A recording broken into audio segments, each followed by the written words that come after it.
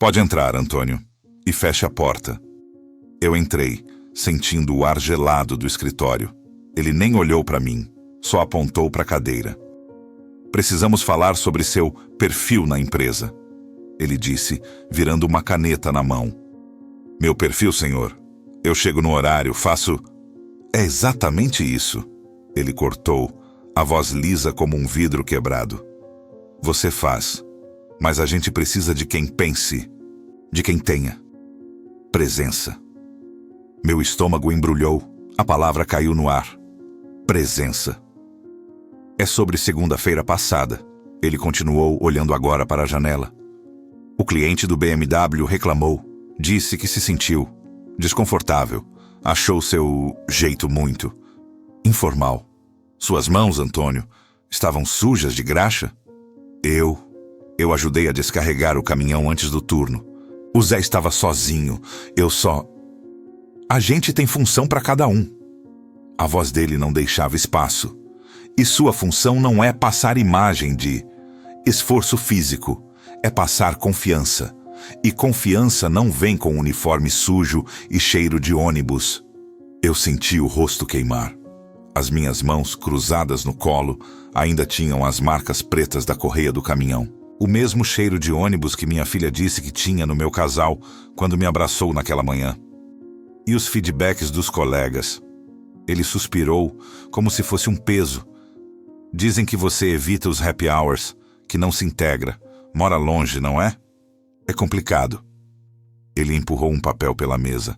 Um envelope amarelo ficou por cima. Vamos fazer um acordo. É melhor para sua imagem sair por vontade própria do que a gente ter que justificar uma inadequação. Meus olhos fixaram no envelope.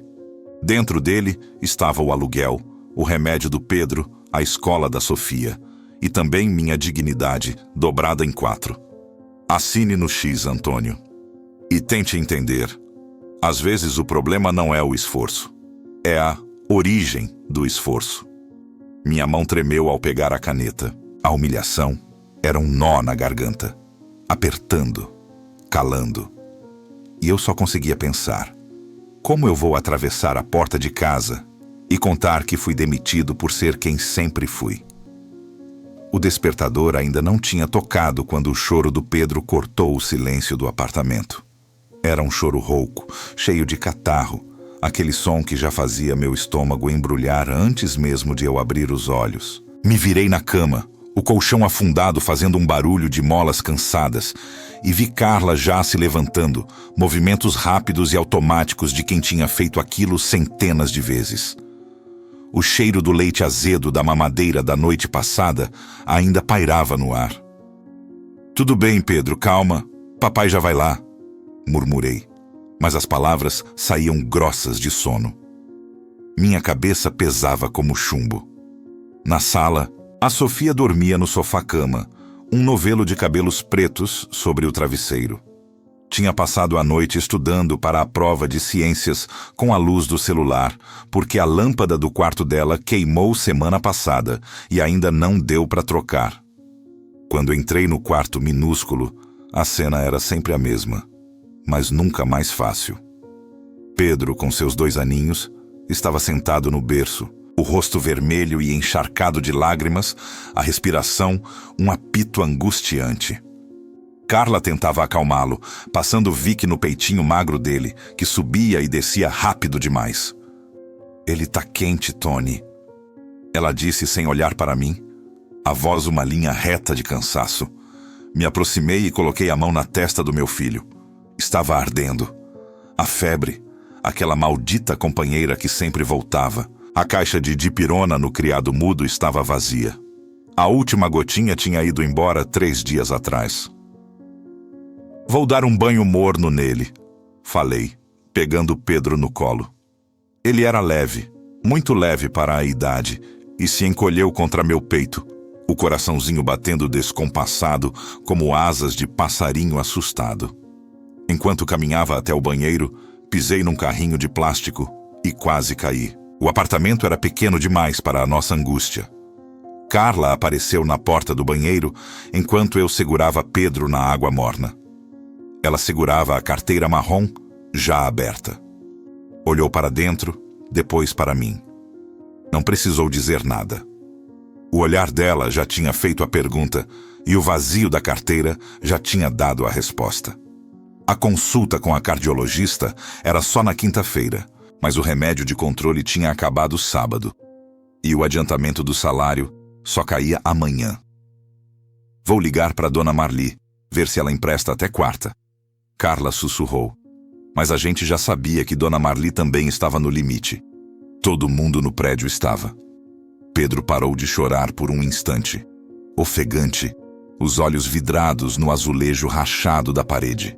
Meu uniforme do bom preço, aquele polo azul desbotado que já parecia grudado na minha pele, estava pendurado atrás da porta. Olhei para ele enquanto secava meu filho com a toalha que já estava áspera de tanto uso. Aquele azul era a cor do nosso sustento, da fórmula especial, das contas de luz que a gente sempre pagava em atraso com multa.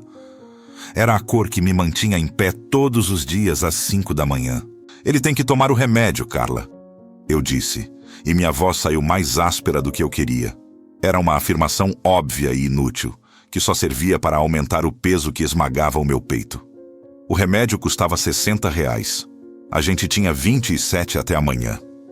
Carla não respondeu. Ela se ajoelhou no chão frio do banheiro e começou a vestir o Pedro com uma calça sujinha. Os dedos dela tremiam enquanto abotoava a roupa.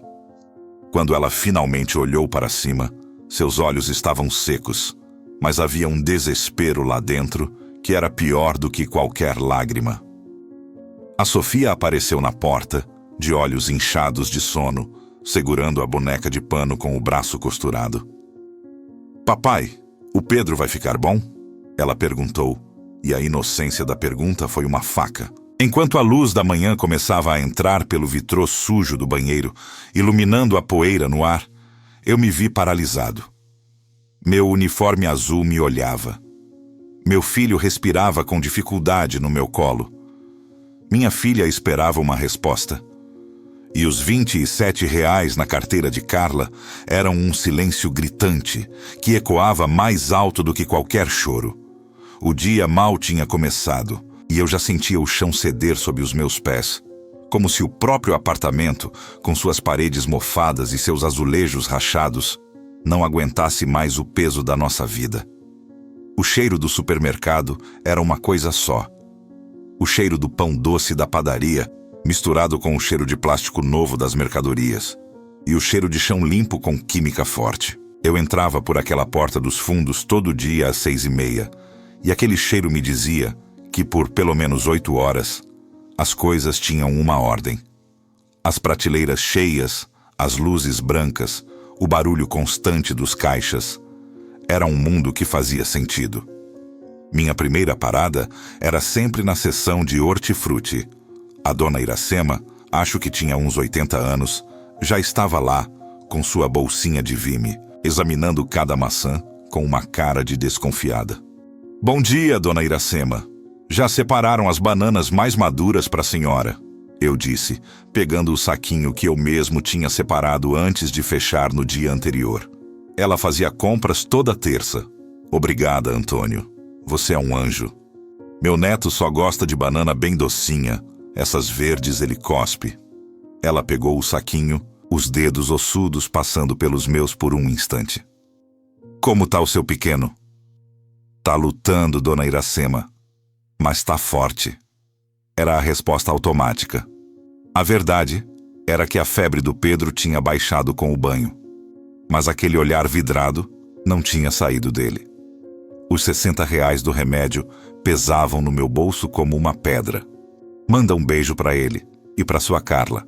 Ela pagou em notas miúdas, contando centavo por centavo, e eu fingi que não via quando ela colocou um pacotinho de biscoito recheado no meio das verduras, aquele que sempre sumia do carrinho dela na hora de passar no caixa. A gente tinha um acordo silencioso. Eu não via, e ela tinha um doce pro neto. O trabalho era uma dança conhecida. Repor os iogurtes, ver a data de validade do leite, organizar os ovos, para que nenhum viesse quebrado. Eu gostava do peso da caixa nas mãos, da sensação de estar fazendo algo que servia, que deixava as coisas melhores do que eu tinha encontrado. O Zé do estoque, um homem grande e quieto, passou por mim com uma pilha de caixas. Tem mais 5 de arroz lá atrás, Antônio. Tá vendo a turma do cartão? Já estão limpando a prateleira. Ele resmungou, num bom humor habitual. Era verdade. Um casal jovem com roupas de marca empurrava um carrinho cheio até a borda. A mulher pegou 3 pacotes do arroz mais caro, aquele que a gente nunca comprava. Olhei para o meu sapato, o couro já descolando na ponta, e senti uma distância tão grande daquelas pessoas que parecia que a gente vivia em países diferentes. Mas aí lembrei que no fim do mês, o salário deles e o meu caíam na mesma agência. Só que o deles não precisava ser contado até a última moeda para ver se dava para o remédio e para o aluguel. Foi na hora do almoço, quando eu estava ajudando a dona Iracema a levar as sacolas até o ponto de ônibus lá fora, que eu vi ele. O senhor Roberto, o gerente, parado na porta de vidro da entrada principal, falando no celular. Ele usava um terno cinza que sempre parecia acabado de passar. E os sapatos brilhavam tanto que deviam refletir o céu. Meu olhar cruzou com o dele por um instante. Ele não fez um aceno, não sorriu. Só olhou. E depois, os olhos dele desceram. Desceram do meu rosto para o meu peito, para o meu uniforme azul, que eu tinha passado com ferro frio na pressa da manhã e ainda tinha uma marca. Desceram para minhas mãos, que seguravam as sacolas pesadas da dona Iracema. Foi um olhar rápido, neutro, mas foi como um raio-x. Não era um olhar para uma pessoa. Era um olhar para um objeto, para uma parte da mobília do supermercado que talvez não estivesse tão brilhante quanto devia. Meu rosto esquentou. A dona Iracema agradeceu. Eu balancei a cabeça sem nem ouvir direito e voltei para dentro com um nó no estômago. A ordem do supermercado de repente pareceu falsa, como um cenário de teatro. E eu, com meu uniforme desbotado e meus sapatos velhos, era o único que não tinha recebido o memo de que era tudo apenas uma performance. O resto do turno passou num blur. Minhas mãos faziam o trabalho sozinhas, mas minha cabeça estava presa naquele olhar. O que ele tinha visto? A marca no uniforme? A sola do meu sapato que estava começando a descolar? A cara de cansado que nem 8 horas de sono apagava mais? Quando o sinal tocou às 3, o Zé me deu um tapa nas costas. Até amanhã, Antônio. Tá quieto hoje, hein? Problema em casa? Não, tudo certo, Zé. Só cansado. A mentira saiu fácil. Eu não podia falar do olhar do gerente. Parecia paranoia. Parecia coisa da minha cabeça. Fui pegar minhas coisas no armário dos funcionários. Minha mochila, a mesma da Sofia na escola, mas mais velha. Quando estava fechando o cadeado, o rapaz do RH, um menino novo de cabelo gelado, apareceu na porta. Antônio, o senhor Roberto quer uma palavrinha com você no escritório. Agora. O coração deu um salto e depois caiu no pé do meu estômago. Uma palavrinha nunca era uma palavra. Era sempre uma sentença. Olhei para o Zé, que só levantou as sobrancelhas, um pressentimento ruim passando no rosto dele também. Pode deixar. Eu já vou, eu disse, e a voz saiu normal, surpreendentemente estável. O caminho até o escritório era curto, mas cada passo ecoava no corredor frio de concreto. Lembrei da consulta do Pedro, do remédio, do aluguel atrasado, do sorriso da Sofia quando eu prometi um novo caderno de desenhos. Tudo isso dependia do salário que caía todo dia 15. Tudo isso dependia da minha camisa azul. A porta do escritório do Sr. Roberto estava entreaberta. Eu bati 2 vezes com os nós dos dedos. Entre. A voz dele vinha de dentro, clara e impessoal. Eu empurrei a porta. Ele estava sentado atrás de uma mesa grande e vazia, com apenas um computador e uma caneta. Não havia fotos da família, nem um vaso de planta. Parecia mais uma cela do que um escritório. Sente-se, Antônio. Eu sentei na cadeira de plástico duro do outro lado da mesa. Ele não ofereceu água, não perguntou como eu estava. Ele apenas juntou as mãos sobre a mesa e respirou fundo, como se estivesse se preparando para dar uma notícia difícil. Antônio, a empresa está passando por um momento de reestruturação, um enxugamento. Você sabe como é o mercado, competitivo. Precisamos otimizar. As palavras eram estranhas, de plástico, como se ele tivesse decorado. Enxugamento, otimizar. Eu fiquei calado, minhas mãos suando no colo. Infelizmente, ele continuou, os olhos fixos em um ponto acima da minha cabeça. Com essa nova fase, precisamos de perfis que se alinhem mais com nossas metas de modernização. Perfis com habilidades mais digitais, mais de gestão. Habilidades digitais.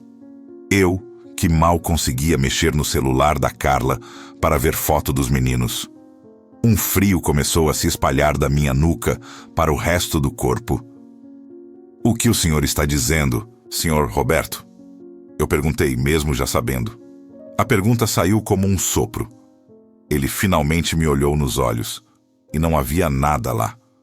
Nada de remorso, nada de pena. Só aquele olhar neutro de quem está avaliando um ativo que não rendeu o esperado. Estou dizendo que seu contrato conosco será encerrado. Por acordo. É melhor para todo mundo. Você evita uma demissão por justa causa no seu histórico, e a empresa agiliza o processo. Por acordo. As palavras ecoaram na minha cabeça vazia.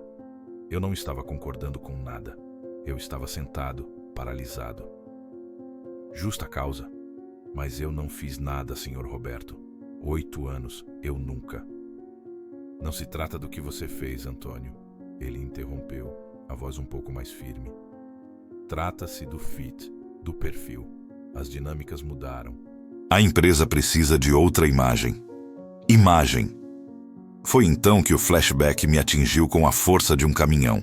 Segunda-feira passada, o ônibus 678 lotado, parando em frente ao shopping. A porta abriu e eu desci, a mochila velha nas costas, a mesma camisa social puída debaixo do meu casaco. E do outro lado da rua, entrando no shopping com a mulher e uma menina, estava o senhor Roberto. Nossos olhos se encontraram por uma fração de segundo. E eu vi o movimento quase imperceptível dele. Os olhos dele desceram, do meu rosto para a minha roupa, para a mochila, para o meu sapato sujo de barro do caminho até o ponto. Foi um piscar de olhos, um microgesto de... Não era nojo, era pior. Era reconhecimento. Era a confirmação de uma suspeita. Ah, é aquele. O que vem do conjunto, o que pega ônibus.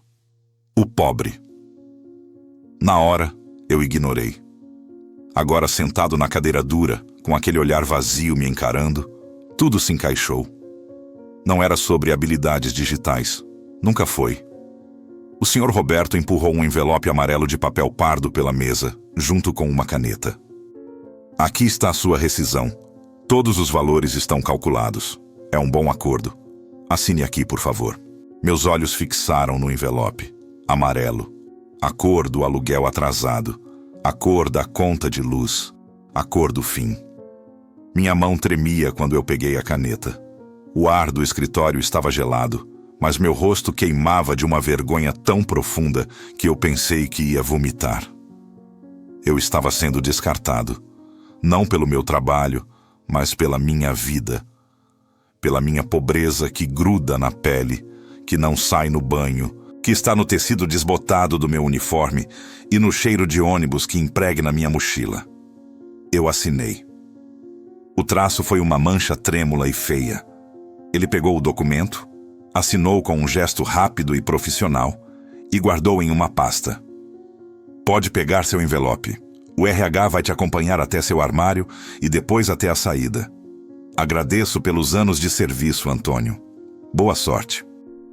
Ele estendeu a mão para um aperto. Eu olhei para aquela mão limpa, com as unhas aparadas, e depois para a minha, com as marcas de graxa que não saíam mais das linhas da palma. Não consegui erguê-la. Só consegui pegar o envelope amarelo. Ele pesava nada e pesava tudo. O rapaz do RH estava esperando no corredor, com uma expressão embaraçada. Vamos, Antônio. É rápido. Ele me acompanhou até o armário. Eu coloquei minhas coisas na mochila velha, tirei o crachá e deixei em cima da prateleira. O Zé não estava mais lá. O corredor dos fundos estava vazio e silencioso. O rapaz do RH abriu a porta dos fundos, aquela que eu usava todo dia há 8 anos. Por aqui. Eu saí. A porta de metal pesado fechou-se atrás de mim com um baque seco e final. O som ecoou no pátio de carga vazio. Eu estava do lado de fora. O uniforme azul ainda estava no meu corpo, mas agora era apenas um trapo. O envelope amarelo ardia na minha mão. O sol da tarde batia forte nos meus olhos. E eu só conseguia pensar em uma coisa: como eu ia atravessar a porta de casa e contar para a Carla que a nossa vida, que já era um fio tão fino, tinha acabado de ser cortada. O despertador tocou às 5 da manhã do mesmo jeito. Meu corpo se moveu sozinho, os músculos acostumados com o ritual. Só quando já estava em pé, encarando a escuridão do quarto, que a pancada veio. Não tinha lugar para ir. O uniforme azul estava dobrado no fundo do armário, como um cadáver. A sensação foi de queda livre, de ter o chão arrancado debaixo dos meus pés no meio do sono. Respirou fundo. O Pedro tossiu no quarto ao lado. Aquele tossir seco que parecia rasgar o peito dele. Aquilo me colocou em movimento. Enquanto a Carla preparava o mingau, eu vesti a melhor roupa que tinha. Uma calça jeans que já estava fina nos joelhos e uma camisa social que, de perto, dava para ver o desgaste no colarinho. O plano era simples e desesperado: sair e procurar. Procurar qualquer coisa. A primeira parada foi a agência de emprego municipal. A fila já dava a volta no quarteirão, um rio silencioso de homens com os mesmos olhos fundos e mulheres segurando pastas plásticas. O cheiro era de suor e esperança murcha. Fiquei 3 horas sob um sol que já nascia cruel. Quando cheguei na mesa, a moça nem olhou para mim direito. Tem experiência com o quê? Fiscal de caixa, repositor. 8 anos no Bom Preço. Ela digitou algo no computador, os dedos batendo com força. Não tem nada na sua área. Só tem vaga para operador de empilhadeira. Precisa de curso. E para ajudante de pedreiro. Eu aprendo. Sou esforçado, posso? Próximo, ela disse já olhando para o homem atrás de mim. Saí de lá com um panfleto sobre um curso de capacitação que começaria em 2 meses. 2 meses era uma eternidade. Era o aluguel de 2 meses. Era a farmácia de 2 meses. Fui para a lan house na esquina. Um porão escuro cheio de adolescentes jogando e o ar carregado de mofo. Paguei R$2 por meia hora. Meus dedos, acostumados a lidar com caixas de ovos, eram desajeitados no teclado. Digitava vagas de emprego repositor e clicava em anúncios que prometiam 1000 oportunidades, mas sempre terminavam num formulário interminável ou pedindo experiência comprovada em sistema SAP. Não sabia o que era SAP. O tempo da internet acabou com um alerta vermelho na tela e eu saí sentindo um vazio tecnológico que doía na alma. No caminho de volta, passei na farmácia. A doutora Raquel, a cardiologista do Pedro, tinha deixado uma amostra grátis do remédio de manutenção só para durar até a consulta de quinta. A atendente, uma garota nova, me entregou o saquinho com um sorriso de pena que me queimou. "O senhor vai pagar a consulta como, quinta-feira?" Ela perguntou baixinho. "Porque a doutora é boa, mas o plano..." "Vou pagar sim, obrigado." A verdade era que eu não sabia. O envelope amarelo estava ficando magro e a consulta era R$200. O ônibus para o hospital saía R$2,70. Cada ida e volta era uma conta. Passei a tarde em frente a um mercadinho de bairro que tinha um cartaz: "Aceita-se ajudante." O dono, Um senhor baixo com bigode me entrevistou entre uma venda de cigarro e outra. Tá desempregado há quanto? Há alguns dias. E por que saiu do último? A empresa fez um enxugamento. Ele franziu a testa. Enxugamento? Você foi demitido, é isso? Tá com carta de recomendação? Eu não tinha. O senhor Roberto não tinha me dado nada além do envelope amarelo. Não, mas eu trabalho duro. O senhor pode perguntar. Sem carta, difícil. E aqui o salário é mínimo, mas é das 8 às 8. Conseguiria? 8 às 8. 12 horas. Eu não conseguia. Quem ia levar o Pedro na consulta? Quem ia buscar a Sofia na escola? Precisaria de um horário, um pouco mais flexível. Por causa do meu filho, ele tem problema no coração. O olhar do homem mudou. A pena deu lugar ao incômodo. Problema era coisa que atrapalhava. Ah, rapaz, com criança doente é complicado. Você precisa é de um trabalho que pague bem para bancar médico. Aqui não é esse lugar. Desculpa. Sai de lá sentindo o peso de ser um problema. Minha existência, com minhas necessidades e meu filho doente, era um incômodo para a engrenagem do mundo. Cheguei em casa no fim da tarde, com os pés doendo e a camisa colada nas costas.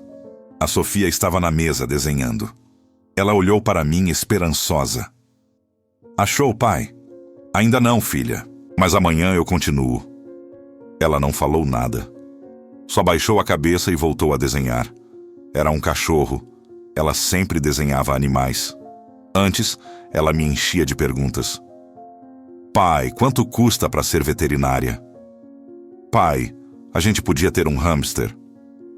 Agora, o silêncio dela era pior que qualquer questionamento.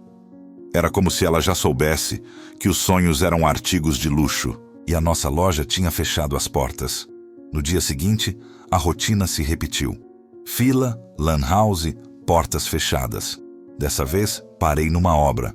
O encarregado, um homem com braços tatuados e um cigarro no canto da boca, ouviu meu pedido.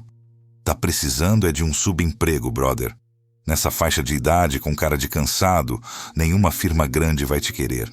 Aqui a gente paga por dia, no braço. Trabalho pesado. Consegue carregar saco de cimento? Consigo, eu disse. E era verdade. Carregava coisas pesadas no mercado o dia todo. Então aparece segunda, às 6 da manhã. É R$100 no dia. Se faltar um dia, tá fora. R$100. Em 12 dias, pagaria a consulta. Mas o trabalho era pesado. E se eu me machucasse? Mas era dinheiro. Dinheiro vivo. Anotei o endereço num panfleto velho, com um misto de alívio e medo. Pelo menos era algo. Algo que doía no corpo, não só na alma. Quando entrei no prédio, a dona Marli, a vizinha do 303, estava varrendo o corredor. Ela parou, apoiada na vassoura. Oi, Antônio. Tudo bem? Tá saindo cedo ultimamente, hein? É, dona Marli. Uns compromissos. Ela olhou para as minhas mãos vazias, para a minha roupa que já era a mesma de ontem. Seu olhar era um daqueles que escavam. O mercado. Tá difícil, né? Ouvir dizer que tem gente sendo demitida por aí. A humilhação foi quente e rápida. Ela sabia. Todo o prédio devia saber. A notícia tinha vazado pelas paredes finas. É, tá difícil sim, murmurei, desviando o olhar. Mas Deus é pai, né? Ele não desampara, ela disse, e eu só consegui acenar com a cabeça, apertando a chave na mão até ela marcar a minha pele. A pena dela era bem intencionada, mas doía como se fosse culpa. Subi as escadas devagar. No terceiro andar encontrei o seu Geraldo, o aposentado do 302. Ele sempre pedia para eu ajudar a levar as compras para cima. Dessa vez, ele só deu um aceno curto e seguiu olhando para o chão, como se eu tivesse uma doença contagiosa. O afastamento dele foi mais claro que qualquer palavra. Eu não era mais o Antônio do mercado, útil, com um emprego. Eu era o desempregado, o problema, a sombra que ninguém quer por perto. Abri a porta de casa. O cheiro do remédio do Pedro enchia o ar. Carla estava na cozinha fazendo arroz. Ela virou-se e, sem eu dizer uma palavra, seus olhos leram a derrota no meu rosto. Nada hoje também? Ela perguntou, a voz controlada, mas um fio de desespero escapando pelas bordas. Nada fixo. Mas arranjei um bico. Na obra, é por dia, mas é dinheiro. Ela ficou quieta por um momento, mexendo o arroz. É pesado, Tony. E se você... É o que tem, Carla. A frase saiu mais áspera do que eu queria. É o que tem pra gente agora. Pedro começou a chorar no quarto. Aquele choro fraco. Carla e eu nos olhamos. Naquele olhar passou tudo. O medo, o cansaço, a raiva daquela situação que a gente não tinha pedido. E aquele amor teimoso, que era a única coisa que ainda nos mantinha de pé. Ela foi até o quarto e eu fiquei parado na cozinha, ouvindo a panela ferver e o choro do meu filho, sentindo o peso dos olhos de todo o bairro sobre mim, como se eu carregasse nas costas não só o desemprego, mas a culpa por ele. A Sofia apareceu na porta da cozinha, ainda com o desenho na mão. "Pai", ela chamou, baixinho. "O cachorro no desenho, ele parece triste também?" A pergunta dela foi a gota. Me virei para o fogão, com os olhos ardendo. Como eu respondia uma coisa desses? Como eu explicava que a gente tinha entrado num túnel tão escuro que até os cachorros nos desenhos já tinham perdido a alegria? O dinheiro da obra durou uma semana. R$ 100 por dia, transformados em suor, dor nas costas que não passava com o banho quente e um pó de cimento que entranhava nas minhas roupas, nas minhas linhas da mão. Parecia que entrava na minha alma. Eu entregava aquelas notas suadas para a Carla no fim de cada tarde. E ela contava, fazia a soma mental do que dava para pagar, do que tinha que esperar. A consulta do Pedro foi paga. O remédio, comprado por mais um mês. Mas o aluguel comeu 2/3 do que eu tinha trazido, e a cara do senhorio, quando a Carla foi entregar com atraso, era um monumento de desconfiança. Foi numa quinta-feira à tarde. O trabalho na obra tinha sido particularmente brutal. O sol parecia uma agressão pessoal, e a mistura de cansaço físico e a humilhação constante de estar ali, fazendo um serviço que qualquer homem mais novo e desimpedido faria melhor, tinha me deixado com os nervos à flor da pele. Entrei em casa sentindo o cheiro do miojo que a Sofia estava comendo na sala. A cara de resignação dela ao garfar aquele emaranhado amarelo foi o primeiro estalo. "Onde está sua mãe?" perguntei, jogando a mochila velha no chão. "Tá no quarto com o Pedro. Ele não quis comer o mingau." No quarto a cena era pequena e triste. Carla tentava dar colheradas de um mingau ralo para o Pedro, que virava a cabeça, fraco, com aquele olhar que não focava direito em nada. A frustração dela era palpável, um tremor nas mãos. "Ele tem que comer, Carla. Não pode ficar sem." "Eu sei que tem, Antônio. Você acha que eu não sei?" Ela respondeu, a voz saindo mais alta do que o pretendido. O Pedro se assustou e começou a chorar baixinho. "Então força um pouco. Não pode deixar ele vencer. Você acha que é fácil? Você passa o dia fora e acha que é fácil lidar com isso sozinha?" Com ele chorando, com a Sofia perguntando quando a gente vai comprar o material novo da escola, com a geladeira fazendo aquele barulho estranho que vai piorar. O cansaço dela era um espelho do meu, e a gente estava se olhando e se vendo derrotados. Era um terreno perigoso. "Eu tô fazendo o que posso", eu gritei, e o volume da minha voz me assustou. "Tô me acabando numa obra para trazer um trocado. Não tô na rua bebendo, não tô fugindo." "Ninguém disse que você tá fugindo. Só tô dizendo que aqui dentro também é um inferno." Ela se levantou, deixando a tigela de lado. O choro do Pedro aumentou. "E o dinheiro não tá dando, Antônio. Não tá dando. A conta de luz veio, o gás tá no fim e o leite acabou hoje. Acabou." A Sofia tomou o último com o café dela de manhã. O leite, R$ 3,50 um litro. A última gota da nossa normalidade. Aquela informação tão pequena foi a faísca. Por que ela tomou o último?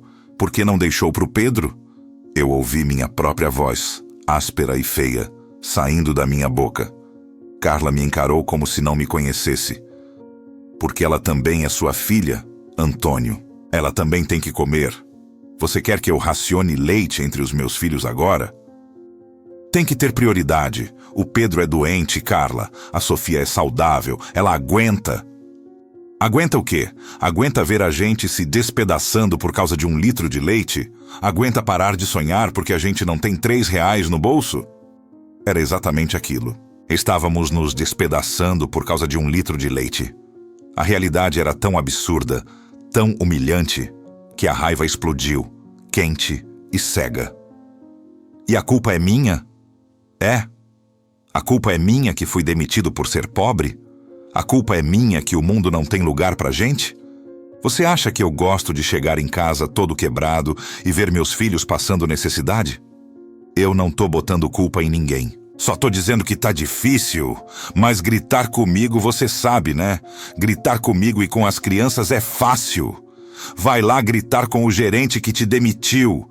Vai gritar com o dono da obra que te paga uma miséria. Foi um golpe baixo. Ela sabia onde doía. O rosto dela estava vermelho, os olhos cheios de lágrimas de raiva.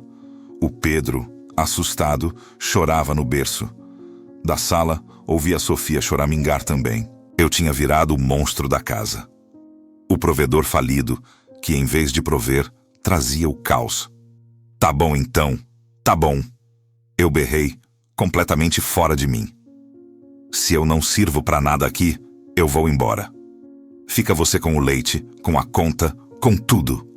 Virei-me e saí do quarto passando pela sala onde a Sofia se encolhia no sofá, o rosto escondido no braço.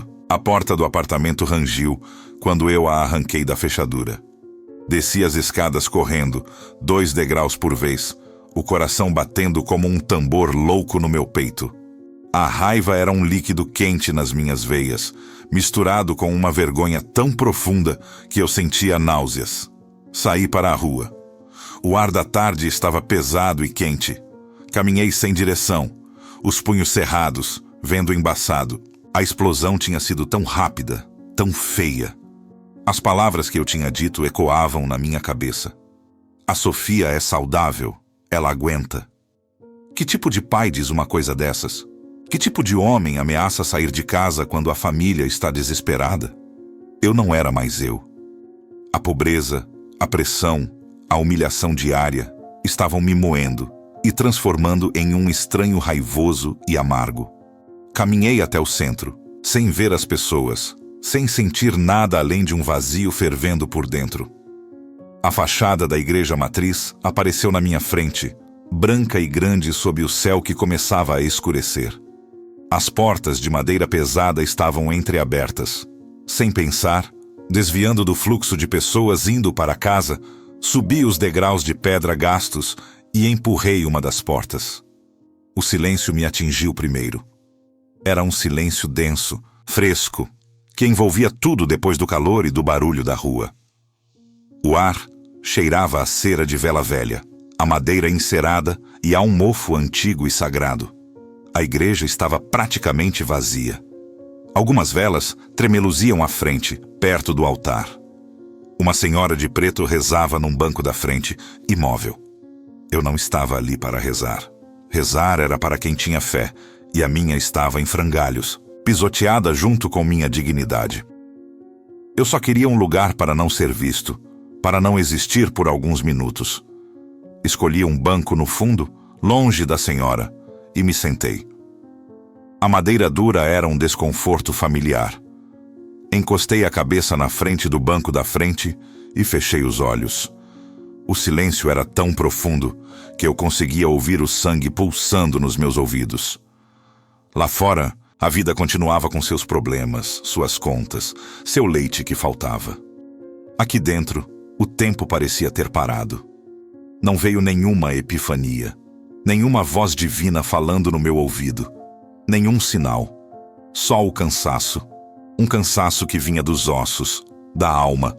O cansaço de carregar sacos de cimento, de ouvir não o dia todo, de ver o medo nos olhos da minha mulher, A tristeza nos olhos da minha filha, o sofrimento no corpo do meu filho. O cansaço de ser um problema insolúvel. As lágrimas não vieram. Eu estava seco por dentro, um deserto de desespero. Fiquei olhando para o crucifixo acima do altar, a figura de Cristo, com a cabeça caída. Eu não entendia de teologia, não sabia o significado profundo daquilo. Naquele momento, só via um homem sofrendo, um homem abandonado. Talvez fosse por isso que eu tinha entrado ali. Não para encontrar Deus, mas para encontrar alguém que, pelo menos nas imagens, parecia entender o que era ser esmagado pelo peso do mundo. Quanto tempo passei ali? Não sei. A senhora de preto se levantou, fez o sinal da cruz e saiu, arrastando os pés. Fiquei sozinho na imensidão silenciosa da igreja. A raiva tinha baixado, mas no lugar dela só ficou um vácuo, uma resignação fria. Eu teria que levantar daquele banco, sair por aquela porta e voltar para casa. Ter que olhar para a Carla, para a Sofia, para o Pedro e encarar a bagunça que eu tinha feito. Não tinha força, não tinha resposta, não tinha solução. Respirei fundo, o ar fresco e antigo enchendo meus pulmões. Era só um respiro, um pequeno intervalo entre uma queda e outra. Abri os olhos. A luz do fim da tarde entrava pelos vitrais coloridos, pintando manchas vermelhas e azuis no chão de pedra. Era bonito, uma beleza calma e distante que não tinha nada a ver comigo. Era hora de ir. Levantei-me, meu corpo reclamando de cada movimento. Minha sombra se esticou longa no corredor central, quando me virei para sair. Eu estava saindo do silêncio sagrado para o caos da minha vida, sem uma oração na boca, sem um centavo no bolso, e com um gosto amargo de derrota que nem o ar fresco da igreja tinha conseguido limpar. A única certeza era que a porta de casa estava à minha espera e eu tinha que cruzá-la. O resto era um deserto escuro à minha frente. A obra acabou na sexta-feira. O encarregado disse que a fase pesada tinha terminado e que iam chamar só a turma fixa na segunda. Me pagou em dinheiro, contou as notas na minha mão sem olhar no meu rosto e disse um boa sorte, que soou como um adeus. Eu fiquei parado no meio do entulho, com o pó de cimento nos cabelos e o dinheiro que não ia durar uma semana se a gente fosse respirar fundo. O fim de semana em casa foi uma tensão silenciosa. A Carla e eu nos esbarramos na cozinha, no corredor, com licença morno e olhos que não se encontravam. A explosão do leite tinha deixado um estilhaço entre a gente e nenhum de nós sabia como juntar. A Sofia praticamente não saía do canto dela, desenhando. O Pedro estava mais quieto, o que era pior que o choro. A casa cheirava a derrota. Na segunda-feira, o desespero tinha um gosto metálico na boca. Eu não podia ficar parado. Com a Carla, combinamos que eu sairia para procurar de novo, qualquer coisa, e ela tentaria costurar umas peças que a dona Marli tinha passado para ela. Um trabalho de precisão que ela fazia à noite, sob a luz fraca do abajur, que deixava os olhos dela vermelhos. Caminhei sem rumo, rejeitando mentalmente cada estabelecimento. Lojinha de celular. Precisava de jovem dinâmico. Mercadinho. Já tinha tentado. Oficina mecânica? Não sabia a diferença entre uma chave de fenda e uma catraca. A impotência era um peso nos ombros. Até que, passando por uma rua mais antiga do centro, longe dos shoppings brilhantes, o cheiro me pegou. Um cheiro profundo, quente, doce e salgado ao mesmo tempo. Cheiro de pão de verdade, não aquele cheiro artificial de padaria de rede. Era um cheiro que falava de massa fermentada, de forno a lenha, de trabalho que começava de madrugada. Olhei para cima. A placa era simples, de madeira já meio carcomida. Padaria Dois Irmãos. A vitrine estava embaçada, mas dava para ver pães rústicos, bolos simples, nada daquelas coisas enfeitadas e cheias de corante. A porta de madeira com vidro rangiu quando eu a abri. Uma sineta tocou. Um som fraco e velho. O interior era escuro, fresco, em contraste total com o sol lá fora. As prateleiras eram de madeira e o balcão era um bloco de mármore manchado de café e farinha. Do fundo vinha o som de um forno sendo fechado, um rangido metálico, e o cheiro ficava ainda mais forte, quase palpável. Um homem saiu de uma cortina de plástico que separava a loja do que parecia ser a cozinha. Era um senhor na casa dos 60, talvez mais, com um avental branco que já tinha visto melhores dias, manchado de coisas marrons e amarelas. Os braços dele eram fortes, os antebraços grossos e cobertos de uma penugem branca. Ele tinha uma cara fechada, com olhos pequenos e muito atentos, que me avaliaram num instante, da cabeça aos pés, sujos do meu sapato velho. "Bom dia!" eu disse, a voz saindo rouca por falta de uso. "Bom dia!" ele respondeu secamente. "O que vai ser?" Eu engoli seco. Aquela não era a pergunta que eu esperava, mas era a de praxe. "Na verdade, senhor, eu vim perguntar se o senhor precisa de ajuda, de um ajudante. Tô procurando emprego." Os olhos pequenos dele estreitaram um pouco. Ele não disse não imediatamente.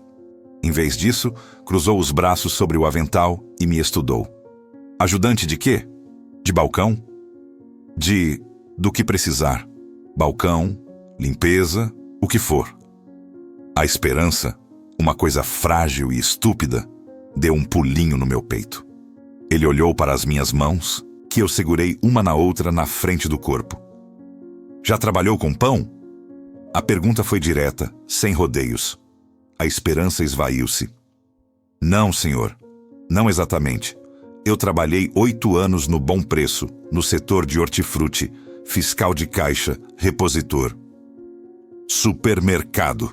Ele cortou, como se a palavra tivesse um gosto ruim. "Lá é tudo embalado, congelado, cheio de química. Aqui é diferente. Aqui a massa dorme, acorda, precisa de jeito, é coisa viva." Eu não sabia o que dizer. Eu aprendo rápido, sou esforçado, não tenho medo de trabalho pesado. Ele ficou calado por um momento que pareceu 1 hora. Olhou para a rua vazia pela vitrine embaçada, depois de volta para mim. "O meu ajudante, o Paulo, tá voltando pro interior. Conseguiu um lote, vai plantar, vai embora mês que vem. Preciso de alguém." O coração começou a bater mais forte. "Eu posso começar quando o senhor quiser."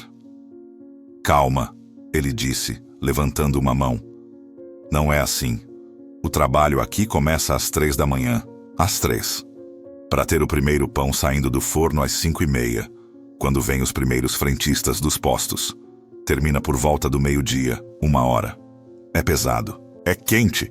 É sujo de verdade, não sujeira de supermercado. É farinha nos pulmão. É calor de forno na cara o dia todo. O salário não é uma maravilha, mas é honesto. E é fixo. 3 da manhã. Meu cérebro processou. Se eu saísse de casa às 2:30, quem iria ouvir o Pedro se ele acordasse tossindo? Carla conseguiria acordar comigo? E as consultas dele, que eram sempre de manhã. A logística desesperada da nossa vida começou a girar na minha cabeça como uma máquina quebrada. Os horários são muito rígidos, senhor? Porque eu tenho um filho pequeno, ele tem problema de saúde, às vezes tem consulta de manhã. O rosto do homem, o seu Álvaro, como eu já imaginava que se chamava, se fechou mais um pouco. Problema de saúde? Que tipo? É do coração. Ele faz tratamento. As consultas são marcadas, mas são sempre de manhã. Ele suspirou, um som profundo de cansaço que vinha de longe. Olha, moço. Antônio. Me chamo Antônio. Antônio, aqui o negócio é o pão. O pão não espera. A massa não espera. Se o forno esfriar, o lote vai pro lixo. É um ritmo só. Se você tem problema em casa que precisa de horário flexível, isso aqui não é o lugar. Era o não. O mesmo não de sempre, só que dito de um jeito diferente. Dito com uma certa pena, mas com a mesma firmeza final. Eu estava prestes a agradecer e sair, mais uma vez. Meu corpo já estava se virando, desistindo. A imagem da Carla costurando até altas horas, da Sofia sem material escolar, do Pedro precisando do remédio que acabaria de novo. Tudo isso passou num flash. E junto, passou a memória do cheiro da igreja, do silêncio, do vazio. Aquele homem ali, com seu avental sujo, tinha algo. Tinha um ofício. Algo que ninguém podia tirar dele. Algo real. Seu Álvaro, eu disse, e a voz saiu antes que eu pudesse parar. Me dá uma chance. Um dia de experiência. Hoje. Agora. Não preciso começar às 3. Me bota para fazer o serviço mais pesado, o mais sujo que tiver. Me bota para lavar o chão, para limpar o forno, o que for. Se no fim do dia o senhor achar que eu não sirvo, que eu atrapalho, eu vou embora e nunca mais encho o saco. Mas me dá essa chance. Só uma. Ele me encarou, surpreso pela súplica, pelo tom de urgência. Seus olhos pequenos pareciam medir a profundidade do meu desespero. Limpar o forno não é brincadeira. É quente, é perigoso. Eu não tô brincando, senhor, por favor.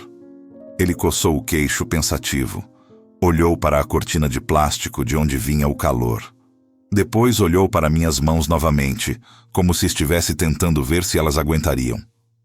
Tá certo, ele disse finalmente. Vem para trás. Vou te mostrar onde fica a vassoura de metal e a pá. E um par de luvas, se tiver do seu tamanho. Você vai ver o que é trabalhar de verdade. Se aguentar até o meio-dia sem reclamar, a gente conversa.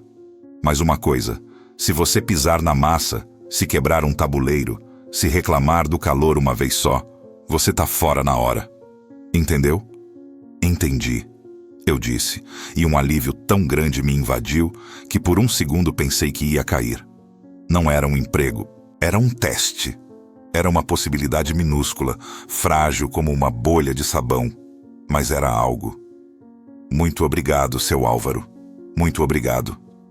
A cortina de plástico separava 2 mundos. De um lado, o cheiro morno e empoeirado da loja. Do outro, um calor que batia no rosto como um sopro de um forno gigante e uma luz amarela e forte vinda de lâmpadas penduradas. O barulho era de motores antigos, um ronco baixo de uma amassadeira enorme e o chiado constante do vapor escapando de algum lugar. O chão de cimento estava branco de farinha e tudo, as mesas de aço, as pás, as próprias paredes, tinha uma camada fina e eterna de um pó branco. Seu Álvaro não perdeu tempo. Apontou para um canto onde havia um monte de formas de alumínio pretas de tanto uso, empilhadas de qualquer jeito. Primeiro, limpa e organiza isso tudo. Depois, varre. Varre tudo, até não ficar um grão de farinha. E quando achar que tá limpo, varre de novo. As luvas que ele me deu eram grandes demais, de couro rachado, e cheiravam a mofo e gordura velha. Mergulhei as mãos na pilha de formas. Elas estavam frias, gordurosas, com resíduos de massas passadas grudados nos cantos. Não havia glamour algum. Era trabalho braçal puro, repetitivo e sujo. Enquanto esfregava com uma escova de cerdas duras e água quente num balde, meu corpo reclamava de cada movimento. Mas havia uma diferença. Aquela dor tinha um propósito. Cada forma que eu limpava e empilhava direito era um tijolo num muro que talvez me protegesse do desastre. Seu Álvaro sumia e aparecia, sempre com uma massa nos braços, sempre com um olho no relógio grande pregado na parede. Ele não falava muito. Dava ordens curtas. Cuidado com a pá. Não amontoa as formas molhadas. Essa água já tá uma porcaria, troca. Eu obedecia, rápido, em silêncio. O medo de fazer algo errado era um fio condutor que me mantinha alerta. Depois de um tempo que parecia uma eternidade, ele me chamou. Vem cá, vou te mostrar uma coisa. Se vai ficar, tem que aprender desde o começo. Ele estava em frente a uma bacia enorme de inox, cheia de uma massa úmida e grudenta. Isso é o fermento natural. A mãe. Ela tem mais anos que você e eu juntos. Sem ela, não tem pão de verdade. Ele pegou um pedaço, esticou com os dedos. A massa se esticou como um elástico. formando uma membrana fina e translúcida. Vê, ela está viva. Respirou, cresceu. Agora a gente vai alimentar ela. Ele me mostrou como pesar a farinha integral, como misturar com água morna, como incorporar a massa-mãe com movimentos firmes e rotativos. Tem que ter jeito, não é bater, é acariciar, é conversar. Minhas mãos, duras e desajeitadas, tentaram imitar os movimentos dele. Na primeira vez, afundei os dedos demais e a massa grudou tudo. Devagar, ele disse sem irritação: "Sente o ponto, ela vai te dizer." Na segunda tentativa foi um pouco melhor. A massa começou a ganhar corpo, a ficar lisa e maleável sob meus dedos. Foi um momento estranho. Ali, naquele calor infernal, sujo de farinha até os cotovelos, eu senti um lampejo de conexão. Eu estava criando algo que iria alimentar pessoas. Não estava só repondo mercadorias numa prateleira ou carregando sacos de cimento. Estava dando vida a algo. O ápice do calor veio quando tive que ajudar a retirar um fornada. Seu Álvaro abriu a porta do forno a lenha, e uma onda de calor tão intensa que parecia sólida nos atingiu. Os pães estavam dourados, inchados, cantando, sim, cantando, com um leve estalido da casca. "Vamos, rápido, a próxima fornada já está esperando." Usando uma pá longa, ele retirava os pães e eu os colocava em grandes tabuleiros de madeira. O cheiro era indescritível. Doce, terroso, poderoso. O suor escorria em rios pelo meu rosto, queimando os olhos. Minha camisa estava encharcada, mas quando segurei o primeiro pão quente, redondo e perfeito, com a casca crocante, senti um orgulho besta, irracional. Eu tinha ajudado a fazer aquilo. A fadiga era extrema, mas diferente da exaustão vazia da obra. Aqui, cada gota de suor tinha um cheiro, um sabor, um resultado concreto. No meio da manhã, ele me deu um copo de água. "Bebe e come um pedaço." Partiu um pão ainda morno e passou uma manteiga velha, salgada, no meio. Nunca um pedaço de pão tinha sido tão revelador. Era denso, com um miolo úmido e cheio de buracos irregulares, a casca resistente. Era um pão com personalidade. Comi em silêncio, sentindo a energia voltar ao meu corpo. Quando o relógio bateu 1 hora, o movimento tinha arrefecido. Os pães estavam nas prateleiras, a última fornada estava resfriando, e o silêncio começava a descer sobre a cozinha, só quebrado pelo crepitar da lenha que ainda queimava no forno. Meu corpo estava uma ruína. Cada músculo doía, as mãos estavam vermelhas e sensíveis, mesmo com as luvas, mas a cabeça estava leve, estranhamente limpa. Seu Álvaro veio até mim, limpando as mãos no avental. Ele me olhou por um longo momento. Seus olhos pequenos, avaliando o trabalho feito, as formas limpas e organizadas, o chão varrido, os tabuleiros arrumados. "Ainda está de pé", ele constatou, quase um elogio. "Tô, senhor." Reclamou do calor? Não. Quebrou alguma coisa? Acho que não. Ele fez que sim com a cabeça, um movimento quase imperceptível. "A massa que você ajudou a alimentar tá lá, descansando. Vai virar o pão de amanhã." "Você voltou para amanhã?" O coração deu um salto dentro do peito. "Volto. Às 3? Não, vem às 4. Vamos com calma. E amanhã você não vai só limpar. Vai começar a aprender a pesar os ingredientes para a massa do francês. É matemática pura. Errou o sal, acabou com o lote. Topa!" A palavra veio fácil, natural, como se já estivesse esperando na minha língua. "Topo, seu Álvaro. Muito obrigado. Não me agradeça ainda. Amanhã é outro dia." Ele se virou, mas antes de sumir atrás da cortina, disse por cima do ombro: "Pega uns pães aí, os que ficaram muito escuros ou quebraram na pá. Leva para casa, é o seu vale-transporte." Fiquei parado por um instante, a emoção entalada na garganta. Passei os dedos levemente sobre a casca de um pão que tinha uma queimadura mais forte num lado.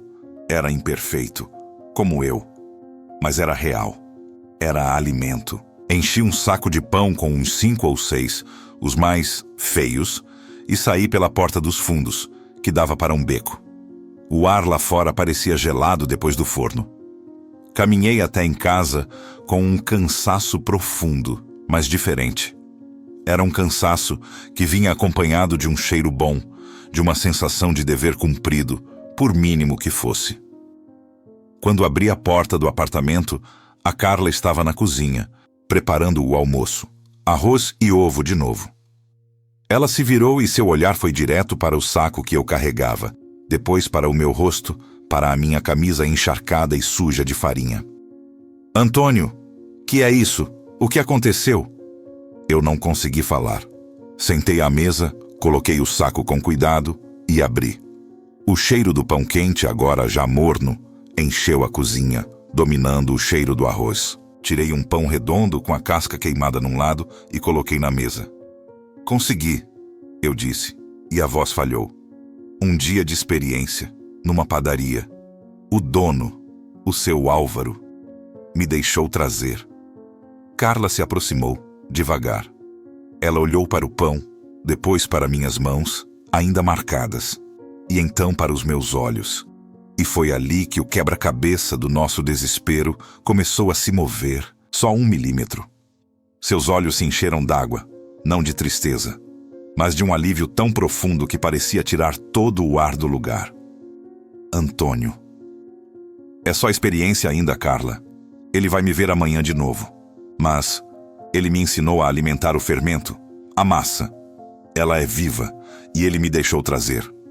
Eu repeti, sem conseguir achar palavras melhores. Ela estendeu a mão e tocou o pão, com uma reverência que me comoveu. Depois partiu um pedaço. A casca estalou. Ela passou um pouco de margarina e me deu a primeira mordida. O sabor era intenso, azedinho, real. Ela comeu a segunda mordida. E então, as lágrimas que estavam paradas começaram a escorrer silenciosamente pelo seu rosto. Não era choro, era um extravasar. Tá bom, Antônio. Ela sussurrou, a voz rouca. Tá muito bom. A Sofia, atraída pelo cheiro e pelo silêncio diferente, apareceu na porta. Que cheiro é esse, mãe? É pão, filha. O pão que seu pai trouxe. Ela veio correndo, olhou para a mesa, para os pães feios no saco, para o nosso rosto. Um sorriso, que eu não via há semanas, começou a nascer nos lábios dela. Nossa, pai, parece de filme. Naquele momento, sentado na cozinha quente com minha família em volta de um pão imperfeito, eu senti algo que há muito tempo não sentia. Dignidade. Não era a dignidade falsa de quem esconde a pobreza.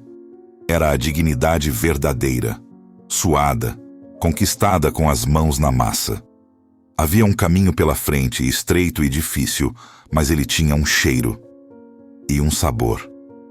E começava às 4 da manhã do dia seguinte. A porta não estava aberta ainda, mas a fechadura tinha rangido, e uma fresta de luz quente e dourada, como a casca de um pão saindo do forno, entrava por ela. A luz do refrigerador da padaria era o único ponto azul no escuro quando eu cheguei. 4 da manhã em ponto. O ritual já era meu: colocar o avental, amarrar firme, lavar as mãos até o cotovelo com aquele sabão áspero que tirava tudo. Seu Álvaro já estava lá, com sua caneca de café preto, mexendo na massa-mãe com uma intimidade que era quase uma conversa. Bom dia, Antônio. Bom dia, seu Álvaro. Hoje você faz a pesagem do francês sozinho. A receita tá na parede. Errou. A culpa é sua. Era o maior voto de confiança que eu tinha recebido desde que o mundo desabou. Anotei mentalmente: farinha, água, sal, fermento. A matemática da sobrevivência, mas dessa vez, da sobrevivência de algo bom. Minhas mãos, que antes tremiam de nervoso, agora trabalhavam com uma precisão calma. O barulho da amassadeira enchendo o silêncio da madrugada era uma música. Eu conhecia cada choro, cada rangido daquela máquina velha. As semanas tinham se transformado em 1 mês, e depois em quase 2. Meu corpo se adaptara aos horários. A Carla e a Sofia criaram uma nova rotina à minha volta. O apartamento ainda cheirava a necessidade, mas agora também cheirava a pão do dia anterior, que eu sempre trazia. O remédio do Pedro estava em dia. A conta de luz tinha sido paga sem susto. Era uma vida estreita, apertada, mas com o chão firme. Foi num sábado de manhã, um dia mais tranquilo, que a Sofia apareceu. Eu estava na área da frente, arrumando os pães nas prateleiras de madeira, quando a sineta tocou. Ela entrou, espreitando com aqueles olhos grandes, segurando uma folha de papel sulfite dobrada com cuidado. Oi, pai. Sofia, tudo bem, filha? A mãe mandou você? Eu pedi para vir. Trouxe uma coisa para o seu Álvaro. Ela disse com uma seriedade de diplomata. Seu Álvaro, que estava passando uma flanela no balcão, parou e franziu a testa surpreso. Para mim, menina? Sofia se aproximou, esticou o braço e entregou a folha. É um desenho, porque o senhor está ensinando o meu pai a fazer pão. Ele pegou o papel, os dedos grossos manuseando com um cuidado inesperado. Desdobrou. Eu me aproximei por trás do balcão para ver. Era um desenho colorido, feito com lápis de cor da escola. 2 homens de avental, um mais alto e mais velho, com bigode, ela tinha notado, e outro mais baixo. Os 2 seguravam juntos um pão enorme e redondo, com um sorriso desenhado nele. Do lado de fora da janela da padaria, desenhada com linhas tortas, estava um sol enorme, amarelo, com raios que chegavam até os pés dos personagens. Embaixo, com sua letra caprichada, ela escreveu: Obrigada por ensinar o meu pai. Ele faz o pão mais gostoso do mundo. Assinado, Sofia. Seu Álvaro ficou parado olhando para o desenho. Seu rosto, normalmente uma paisagem de rugas severas, pareceu amolecer por um instante. Ele olhou para Sofia, depois para mim e de volta para o desenho. Tá muito bonito, menina. Muito bonito mesmo. A voz dele estava diferente, um pouco rouca. Vou pendurar aqui, no quadro de avisos para todo mundo ver. E ele foi até o quadro, cheio de papéis de fornecedor e anotações sobre preço do trigo, e com 2 alfinetes velhos, prendeu o desenho de Sofia bem no centro. Aquele sol amarelo e ingênuo iluminava toda a desordem burocrática da padaria. Sofia sorriu, um sorriso largo e sem medo. Obrigada, seu Álvaro. Tchau, pai. E saiu correndo. A missão cumprida. Ele ficou mais um tempo olhando para o desenho, enquanto eu fingia arrumar uns pães de forma. Criança. Criança é uma coisa, né, Antônio? Ele disse, mais para o quadro do que para mim. Elas veem o que a gente não vê mais. Só balancei a cabeça, a emoção entalada na garganta. Naquele desenho simples. Minha filha tinha visto o que eu mesmo ainda estava aprendendo a enxergar. Que eu não era mais um homem quebrado. Era um homem que estava aprendendo a fazer pão. E aquele ofício, sob o teto quente e abençoado da padaria Dois Irmãos, me devolvera algo que o senhor Roberto e o envelope amarelo tinham roubado: o meu lugar no mundo. O forno a lenha ronca baixo, um som de dragão adormecido. São 5:30 da manhã. E a primeira fornada do dia, a dos pães especiais com fermentação longa, está quase pronta. A madrugada é minha agora. Esse silêncio que antecede a cidade acordar, só quebrado pelo estalido da lenha e pelo meu próprio respirar, se tornou um tipo de oração. Eu não rezo com palavras. Rezo com as mãos na massa, com o olho no ponto do fermento, com o cuidado ao virar a fornada. Cada movimento é um agradecimento. O cheiro começa a mudar, a ficar mais doce, mais profundo. Sei que é a hora sem precisar olhar o relógio. Abro a porta do forno e aquele calor que antes era uma agressão, agora me envolve como um abraço de um velho amigo. Os pães estão perfeitos, dourados, inchados, com a casca craquelada, prometendo crocância. Uso a pá longa, com uma segurança que não era minha há 2 meses. Cada pão que tiro é uma pequena vitória. Coloco-os nos tabuleiros para esfriar E o som do estalido da casca é a música da minha nova vida. Enquanto espero a próxima leva de massa ir para o forno, encosto-me na mesa de aço ainda quente e olho para minhas mãos. Estão calejadas, marcadas por pequenas queimaduras, com farinha entranhada nas linhas que nunca mais vai sair. São as mãos do meu pai, que era pedreiro. As mãos de um trabalhador. Não são as mãos de um digital, de um perfil compatível com o mercado moderno. São mãos que fazem. E foi exatamente por isso que Jesus, ou o destino, ou o que quer que seja, me trouxe para cá. Não foi para um palácio com carpete. Foi para uma cozinha quente, com chão de cimento e cheiro de lenha queimada. A porta que se abriu não era a porta dos fundos do supermercado, da qual eu fui expulso. Era a porta de uma cozinha. A porta mais humilde e mais verdadeira que existe. Porque é na cozinha que se prepara o alimento. É na cozinha que se sustenta a vida. E Jesus, aquele homem da cruz que eu via na igreja vazia, ele sabia de cozinhas, ele sabia de pão, ele sabia de fome. Ele não me deu um cheque, ele me deu um forno, me deu um mestre rabugento de avental sujo, me deu a chance de suar para alimentar os meus. O Pedro ainda tem suas crises. A Sofia ainda sonha em ser veterinária e a gente junta moedas num cofrinho velho para tentar comprar os livros que ela precisa.